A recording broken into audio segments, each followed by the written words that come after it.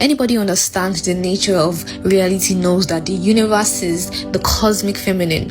Embodied femininity and embodied masculinity arise from that source. Even science inserts it. Every fetus begins in a feminine blueprint before biological differentiation unfolds. The feminine is the original blueprint. It is the original template because consciousness is the feminine principle. And while sovereignty in its true expression is integration. And when I say integration, I'm talking about the inner feminine and the inner masculine, because this is the part no one tells us. See, contrary to popular belief and contrary to how the system conditions us, if you're actually conscious, you understand that we've been taught that our physical presentation is the limit of our archetypal or essence expression. If you are a woman, the system insists that you must operate only inside its definition of femininity. Be passive, be receptive, be agreeable, don't lead, don't be assertive, don't take charge, don't build, or don't worry or think about gathering resources on your own. And if you're a man, the system insists that you must operate only inside its definition of masculinity. Be stoic, be dominant, don't feel, don't soften, don't express. Women are told that they can't be assertive or structured or have ambition because that's masculine. And men are told they can't be vulnerable or creative because that's feminine. But the truth in all its deep and ancient and human glory is that we carry both energies within us. Every human being is the meeting point of feminine and masculine essence. In science, this is what they call the left and the right brain hemisphere. Right. Every human being carries both energy inside of us. One part the feminine, one part masculine, one part left brain, one part right brain. One governs intuition, creation, receptivity, and the other governs logic, structure, direction, and action. And both essence live inside you and both belong to you. And sovereignty, true sovereignty, begins the moment you stop performing the version of womanhood the system created and start integrating the full spectrum of who you actually are. Women outsource or have been conditioned and programmed to outsource their masculine principle because they believe they're supposed to just stay passive. They hand over their agency, their ability to build, decide, direct, and follow through on decisions, to be disciplined, to be structured, to be ambitious, to something outside themselves. And men outsource their feminine principle to the women in their lives or around them. They live emotionally and creatively through their partners. They think softness, vulnerability, and emotional truth make them weak. And that is the distortion both genders are trapped in. And it is the root of most of the imbalance we see. To reach sovereignty or even claim it, you must learn to integrate both currents within you.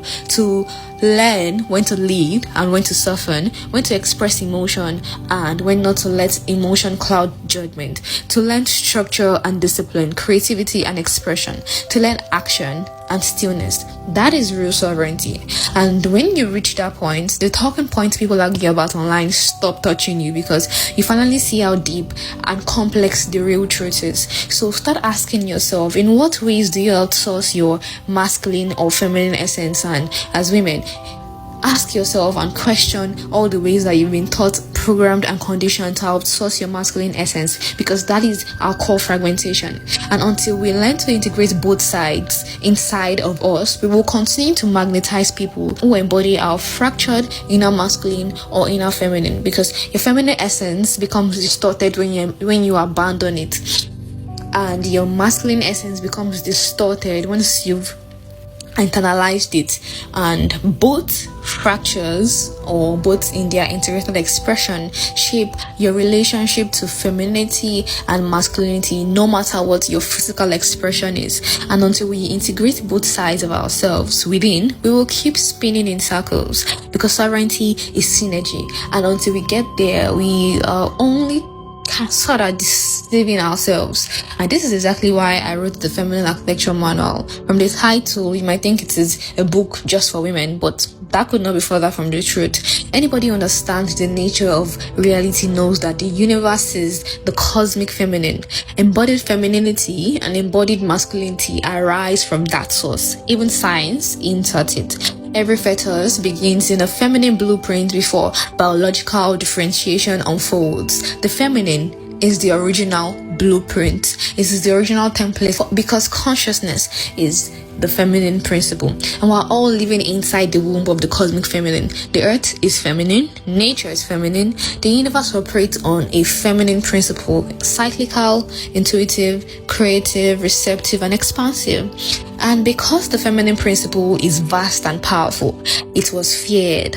That fear led to suppression and distortion, and that is the root of patriarchy. And it's not men versus women, but a long-standing systemic war against the feminine principle itself. Once you see the larger picture, the illusion shifts. You stop fighting both sides and you realize that there's a collective of opposition. Anybody who plays into the opposition and divine and conquer strategy is feeding the very distortion they believe they are criticizing. And the consciousness that is truly awake understands that we reclaim power not by endlessly reacting, but by integrating our own inner essence. That internal integration is what weakens the parasitic systems that thrive on fragmentation. And that is the foundation of the Feminine Architecture Manual. It is not just for women, it is for people who are ready to integrate the feminine principle within themselves and understand how their inner archetypes may be distorted. It helps you identify the cycles you're repeating, the patterns you can't name, and the inherited wounds shaping your behavior. Because once you can name a pattern, you can change it. And the manual contains multiple feminine archetypes in their shadow, their integrated expression, and their outer alchemy. It is not just a book that brings awareness, it is a path of mastery. It is a lifelong companion. It is a book you will return to again and again as you evolve.